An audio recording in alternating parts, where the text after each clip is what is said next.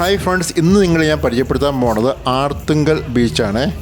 അപ്പോൾ ഞങ്ങളുടെ ആലപ്പുഴ യാത്ര കറങ്ങി ആർത്തുങ്കൽ വന്നിരിക്കുകയാണ്. ഈ ബീച്ച് ആർത്തുങ്കൽ പള്ളിക്ക് അടുത്താട്ടോ. അപ്പോൾ ഞങ്ങൾ വന്നപ്പോൾ സമയം ഏകദേശം 6:45 ചന്ദ്രൻ മുകളിൽ കാണാം. സൂര്യാസ്തമയം കഴിഞ്ഞു കേട്ടോ. ഇന്ന് നമുക്ക് സൂര്യാസ്തമയം കാണാൻ പറ്റിയില്ല, ഇന്നലെയും പറ്റിയില്ലായിരുന്നു കേട്ടോ.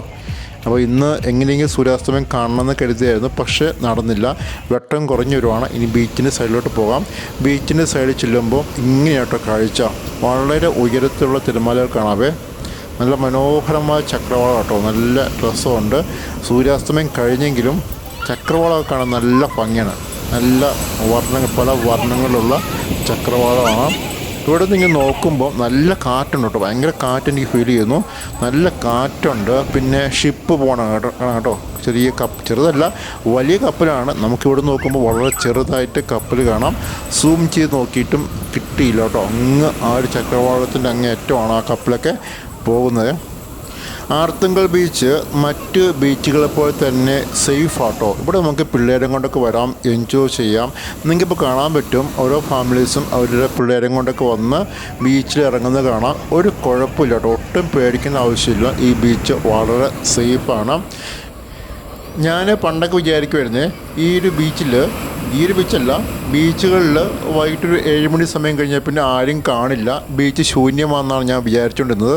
ഇപ്പോൾ സമയം 7 മണി കഴിഞ്ഞിട്ടോ. 7 മണി കഴിഞ്ഞിട്ടും ഇഷ്ടം പോലെ ആൾക്കാരാണ്. ഇവിടെ വന്നപ്പോൾ ഞാൻ എത്ര പേരെ കണ്ടോ അത്രയും പേര് ഇപ്പോഴും ഉണ്ട് കേട്ടോ. ശരിക്കും ആ സൂര്യാസ്തമയം കഴിഞ്ഞ ശേഷം വളരെ ഭംഗിയാണ്. ആകാശം കാണാൻ നല്ല ഭംഗിയാണ്. അതുപോലെ ഈ കടലിൻ്റെ ഇരമ്പലുണ്ടല്ലോ, ഭയങ്കര രസകരമായിട്ട് തോന്നുന്നു. ഇന്നലെ ഞാൻ ആലപ്പുഴ ബീച്ചിൽ പോയപ്പം എനിക്ക് അവിടുന്ന് ഫീൽ ചെയ്തേക്കാളും കുറച്ചും കൂടെ ബെറ്ററായിട്ട് ഇവിടെ ഈ കടലിൻ്റെ ഇരമ്പലും എനിക്കൊന്ന് നൈറ്റായിട്ടാണോ എന്ന് എനിക്കറിയില്ല. ഇന്നലെ ഞാൻ ആലപ്പുഴ ബീച്ചിൽ പോയപ്പോൾ ഏകദേശം 3 മണിക്കാണ് പോയത്. പക്ഷേ ഇപ്പോൾ സമയം ഇവിടെ 7 മണി കഴിഞ്ഞു കേട്ടോ. ഇവിടെ പോലീസൊക്കെ ഉണ്ട്, അതുകൊണ്ട് ഒന്നും പേടിക്കേണ്ട ആവശ്യമില്ല. അപ്പോൾ ആർത്തുങ്കൽ പള്ളിയിൽ വരുന്നവർ തീർച്ചയായിട്ടും വരേണ്ട ബീച്ചാട്ടോ ഈ ഒരു ആർത്തുങ്കൽ ബീച്ച്.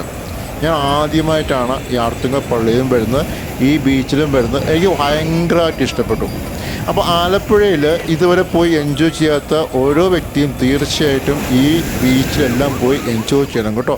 എനിക്ക് തോന്നുന്നു ഏറ്റവും ബെസ്റ്റ് ടൈം എന്ന് പറഞ്ഞിട്ടുണ്ടെങ്കിൽ ഒരു 3:30-4 മണി സമയമായിരിക്കും. അപ്പം ഞങ്ങൾ ലേറ്റാകാൻ കാരണം ആർത്തുങ്കൽ പള്ളി കയറി കുർബാന കഴിഞ്ഞിട്ടാണ് ഞങ്ങൾ ഈ ബീച്ചിൽ വന്നപ്പോഴത്തേക്കും സൂര്യാസ്തമയം കഴിഞ്ഞു. ഞങ്ങൾ ഏതായാലും ഇനി തിരിച്ചു പോകട്ടോ. തിരിച്ചു പോകാൻ ഇറങ്ങുവാണ്. നമുക്ക് ഈ തിരിച്ചു പോകുമ്പോൾ ഇവിടെ കുറേ കടകളൊക്കെ ഉണ്ട്. അതായത് മത്സ്യങ്ങൾ വിൽക്കുന്ന കടയുണ്ട്. അതായത് ഞങ്ങൾക്ക് കിട്ടിയത് മത്തി മാത്രമേ ഒന്നും ഉണ്ടായിരുന്നുള്ളൂ. പിന്നെ നമുക്ക് ഈ ഉണക്കമീനൊക്കെ വിൽക്കുന്ന കടയുണ്ട് കേട്ടോ.